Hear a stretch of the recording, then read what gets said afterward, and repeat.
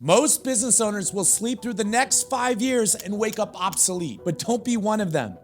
Founders will split into two groups: the ones who ride the greatest tech Cambrian explosion ever, and the ones who history forgets. So here's the decision that you've got to make right now as you're watching this. The AI shift just slammed into the world like a freight train, and everything's changing. The rules, the scoreboard, the players. And whether you like it or not, the clock is ticking. In this video, you're gonna get a ruthless blueprint to seize this window. You're gonna learn how to spot the right wave before it crests and how to move with precision. Then you're gonna learn how to build a culture that ships first-class work every single day and how to dodge the silent killers that bury most startups. And stay to the end because I'm gonna give you the 5-year kill list. This is the exact moves that turn a raw idea into a dominating company. Every future empire starts exactly the same way. It's when the ground suddenly moves underneath everyone else's feet. We're not just going through another change of seasons right now. This is not business as usual. This is a change of intelligence. We're making sand think. And that's the line between evolution and extinction. Think back to where Silicon Valley actually started. It wasn't Google, it wasn't Apple. It was a little known lab in Mountain View called Shockley Semiconductors. And one frustrated physicist and 8 pissed off engineers broke away to start a company called Fairchild. That single act of rebellion, those 8 so-called traitors, they sparked the semiconductor revolution. And then from Fairchild came Intel. From Intel came Apple, Microsoft, Oracle, Google, and basically the entire modern world of tech. An entire civilization of chips and code was born from one moment when a few people refused to follow the old playbook. And we're standing in the same kind of moment again. AI isn't just another tool.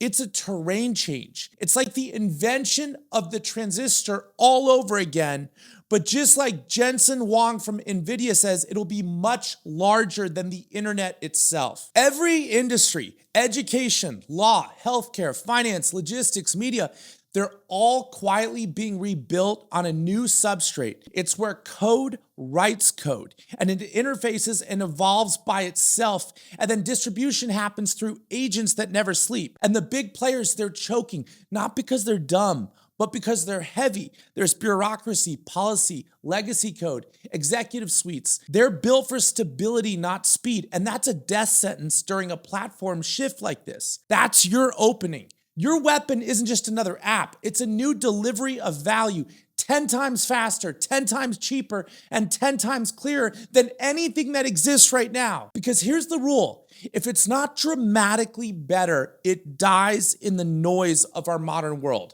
In a platform shift, equal doesn't win. Only 10x or 100x superior products are gonna stand out. But here's the real question: how do you know if you're early or if you're just early to the grave? Which is it? But hold that thought, because next we're gonna dive into that. It's called the timing trap, and it's the ultimate filter that separates real founders from the forgotten ones. Here's the funny thing about timing though. Being early always feels heroic right up until the market says you were wrong. Good founders can see the future, but great founders, they land on the exact date, because you don't get paid for prophecy, you get paid for arrival. So here's the hard rule, and you can't break this. Early equals wrong if your runway ends before adoption begins. That's product market fit, and history proves it. Every so-called overnight success is standing in a graveyard of founders who tried the same thing maybe 5 years, 8 years too soon, and then before that. The world gets to vote. And technology, cost, regulation, culture, those gates don't open at the same time. So how do you time it right? Think of it like 3 green lights that you need before you punch the accelerator. First, is your tech ready? Can the current tech stack deliver at normal prices and do what you promised? Users have almost zero tolerance right now for bugs. Everything needs to work in your beta version. If you need miracles, you're early. And then second, are the users ready to adopt it? Music's a great example of this, by the way. They tried streaming, but the users just were not ready to adopt that yet. Do real people feel the pain today and not just think about it in think pieces? because pain creates pull. And then third, is the distribution ready? Can you reach your user with a repeatable motion? Whether that's organic or paid, it's gotta be repeatable, like an infinite motion machine. Or is it gonna just light your cash on fire until you go out of business, like WeWork did? So if you've got all three things, now you've got a green light. So go build. But if you've got 2 out of 3 of those, you gotta stay in stealth mode until you make it click. And if you've got 1 out of 3, you gotta prototype, save your savings, sharpen the edge, but don't even try to scale yet. And if you've got 0 out of 3, park your ego and wait your turn. You're not ready to be a founder yet. And once you do get the timing right, then your next challenge begins. You gotta build a culture that ships without breaking. That's what separates good from legendary. So let's talk about first-class work and how to ship a product repeatedly. Mediocre teams argue opinions, but elite teams, they ship constant proof. You don't need a nice culture, a cafeteria. You need a first-class team that delivers. Standards should be so high that they feel unfair at your startup. And then that's how you get the market to reward you. So here's what it looks like in practice. Rule number 1, there's no B players. If it ships, it sings. That's design, copy, speed, reliability. Every detail hits the bar or it doesn't go out. And then rule number 2, one owner, one stakeholder. Every deliverable has a name on it. One person has to be accountable. There's no bureaucracy in startups. It doesn't exist. So there needs to be one throat to choke and one crown to praise and put on someone's head. That's the stakeholder. And then rule number 3, demo or die. Arguments end at the demo. The product decides who's right. Rule number 4 is the daily drumbeat. That's short cycles, tight feedback, and constant iterations. Slow feels safe, but it's just fake safety. And then rule number 5 is there's no tourists. If someone can't meet the standard, you coach once, and then you cut fast. They gotta go. Steve Jobs was famous for firing people in elevators. He would hop on the elevator with you at the bottom floor. As you're going up the floors, he would ask, what are you working on? You'd be either fired or promoted by the top of the elevator. A players beg to stay when the room is full of other A players. That's how you master retention. So you have to stick to this rule. Here's the paradox. From the outside, high standards look harsh, even dictatorial. But inside, top talent calls it freedom. They love it because that's when they do their best work of their lives. That's when excuses don't exist. But here's the thing. Standards without speed still loses. So next, let's talk about how to wire speed into the DNA of your company. Money moves towards speed. Markets reward compression. That's getting more done in less time. But let's be clear, speed isn't about chaos. Speed is simply shortening the gap between an idea and reality. It's about building a machine that turns decisions into deployments fast. Here's how I think about it. You've got 24 to 72 hours to prove the core promise. No permission, no committees, just ship fast, and you have to delight the user on the other side. He should have a moment where a light bulb goes off. And then loop 2, prototype to narrow win. In the next week or 2, line up 10 ideal users. Solve one painful, concrete problem for them. Don't hallucinate or make it up. Make it something that they're begging you to solve. Get real proof. That's usage, testimonials, and then the data to back it up because you're going to scale this later. And then loop 3 is a narrow win to a repeatable motion. Over the next month or 2, productize that win. Document what worked, and then build the landing page, build the offer, build the onboarding and the path to success for every new user. And then loop that. That's motion to moat. Every quarter, automate what worked. Add data loops, network effects, and systems that get better the more they run. That's how it's gonna work 24/7. While you're sleeping, you'll be acquiring new customers and making them happy. Pull costs down while you put the value up. And when you do this, your calendar becomes a weapon. Weekly ship, monthly win, quarterly leaps. There's no dead months here and there's no vacations. Now, you're not going to be exploring. Exploration ends when there's evidence. But here's the warning. Speed in the wrong direction burns your entire company down. So the next question is, how do you pick the right battlefield and how do you choose your war that you want to fight? You can have the best team, the best product, the best mindset, and the best VCs, but if you're fighting in the wrong arena, you lose. So pick your wars wisely. Look for problems where leverage breaks the curve, where the old way is slow, expensive, and painful, and the buyers know it. That's called value asymmetry. It's where the legacy players carry massive costs and delay, and where you can deliver the same or better outcome at a fraction of the time and price. Now, you've picked your fight, and now it's a race against the time. 5 years feels like forever when you're planning it, but it disappears fast when you're building, and that's the real killer. Startups don't die because of competitors. I've never heard of a competitor taking out a startup. They die because the clock runs out. You've got at best a few years, 5 years if you're lucky, to prove the model, scale the motion, and build your moat. After that, everything starts to decay. It's a rush to entropy. Teams fray, cash thins, copyrights, they come at you, and the copycats close in. The whole platform shifts again before you're even ready, and you can get caught in that crosshair. So here's the brutal timeline. Year one, you want proof of power. Ship something a real buyer will actually hand you money for, and ideally every single month. Then nail one job to be done. Collect real proof, revenue, usage, and outcomes, not vanity metrics. Year two, repeatable sales. Turn founder-led selling into a real playbook. Define your customers so precisely that you can pick them out in a crowd. Find one channel that prints, that's the outbound, the partner, or the content, and then double down on it and master it. Make sure it's repeatable. And then year three is unit economics and moat. Cut the waste out of your costs, drive your gross margins north, and start building your data fortress. A system that learns from every interaction, gets smarter with every user, and it keeps that loop spinning. And then year four, a team that scales is critical. Leaders who can hire killers are the most important part of your organization, and systems that keep standards high at 100 miles per hour. So comp plans need to reward outcomes, not meetings. And then year five is your category lock. That's where you set the metrics, publish the benchmark, and everyone else quotes you. That's where you acquire or crush the clones, turn your wedge into a wall. If you miss 1 year, you can recover, but if you miss 2, the reaper is waiting for your startup. Now, that sounds brutal, right?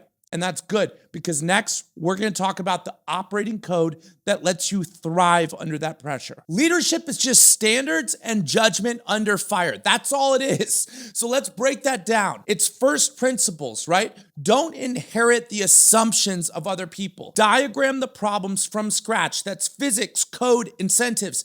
Ask yourself, what has to be true for this to work? Then build that. Second, default to being disagreeable. Don't hide behind industry best practices and analogies, especially when the train is already changing. Be nice to people, sure, especially your own team, but be nasty to bullshit. Third is clarity of speech. Say it simple, promise vividly, and make your claims tight. Confusion gets very expensive. And fourth, brutal priorities. Pick 3 needles that you're going to move this week. Everything else is a parked car. And then fifth is your public scoreboard. Put the metrics on the wall in your office. Let everyone see the truth. When you win, make it loud. When you miss, fix it fast. And then sixth is the energy. That's your theology. Guard it carefully, because that's going to determine what your culture's like. And then to do that, just eat clean, lift heavy, cut the dopamine junk. You are a battery if you're an entrepreneur. That's how you keep your energy up. There's no victim stories in entrepreneurship. Everybody has been treated unfairly. So it doesn't matter what happens to you, whether your cloud service gets cut off, whether your funding gets pulled, a term sheet goes up in flames. It doesn't matter. Get rid of every victim story. Everyone is a victim. Everyone's treated unfairly as an entrepreneur. So get used to unfairness. You should eat unfairness for breakfast every morning. The market does not care about your excuses. It only pays you for your outcomes. You can have a great code, a strong team, and perfect habits, and you can still lose if you act like a tourist. So next step, let's talk about cash, because cash is runway. Runway isn't just a cushion, it's a sprint lane. And every dollar you raise buys you time, and time is speed, not just safety. So here's how to treat capital like a weapon. First, sequence your capital into milestones. Raise money against proof, not against your dreams. And each round should unlock the next cliff. That's product market fit, repeatable revenue, better margins, better teams, stronger moat. And then second, keep your optionality. Don't just sell control to hear applause. Term sheets can seduce you, but the covenants can choke you. So third, treat cash flow as strategy. Price for value, not for penetration. And then charge early. Annualize when you can. Remove the friction from the payment, not from your promise. Fourth is default to efficient growth above everything. If your dollars into dollars out ratio isn't tightening every month, stop. That's your dollars into dollars out ratio. Fix that pipe before you pour more water in. When your cash is ready and your team is ready, that's when you flip on the compounding engine that keeps you ahead way after the copycats wake up with all these AI wrappers. So make sure the numbers work early first. Features can be copied, but flywheels, you can defend those. That's how you build a moat that actually lasts. So first, here's how you do it. You've got to have data gravity. Own a data set nobody else can gather. The outcomes, the workflows, the weird edge cases, keep all that. That's unique to your users because when your product gets smarter with every use, you're not competing, you're compounding. Second is distribution lock. Find partnerships that keep delivering your ideal customer on repeat, especially when you're starting and before you have network effects. Make yourself the default choice inside someone else's motion. That's when distribution becomes automatic. And then third is the switching pane. Make it easy to join for a user, but hard to leave. And do it ethically. Cloud companies are great at this, like AWS or Google Cloud. When their data, processes, and history all live inside your system, walking away might feel impossible. And then fourth, brand is your shortcut. Be so simple, so consistent, and so effective that buyers stop shopping you. Category kings don't need to explain, they define. Now, you've got the frameworks, but frameworks don't build empires. Otherwise, everybody would do it. You need a map so you can start running tomorrow. So I'm gonna give you that map right now. I promised you at the front of this video a 5-year kill list. So here it is. Let's get technical. This is your 5-year kill list. The executioner map that turns an idea into the domination of your marketplace. So quarter one, ship your early product, even your ugly product. Get it into the wild as soon as possible. Get it to 10 users, even if you don't have design. It can be ugly, but it needs to work. These should be 10 people who need it so bad though, that they wanna chase you down for more if you cut them off. Then write up a 1-page offer, a promise so clear that it guarantees a 10x shift on one metric that actually matters to those early users. Then quarter two, replace the opinions with dashboards. Publish your first use case and look at the hard numbers. And then kill every feature that doesn't move the needle further or drive value. Quarter three is pick one channel and build the playbook around it. Hire one A player who doubles output in that lane. If you need to, this is where you raise your seed round. You should raise your seed round when you have product market fit. Then raise another small round on the back of that A player. And then quarter four is automate what worked.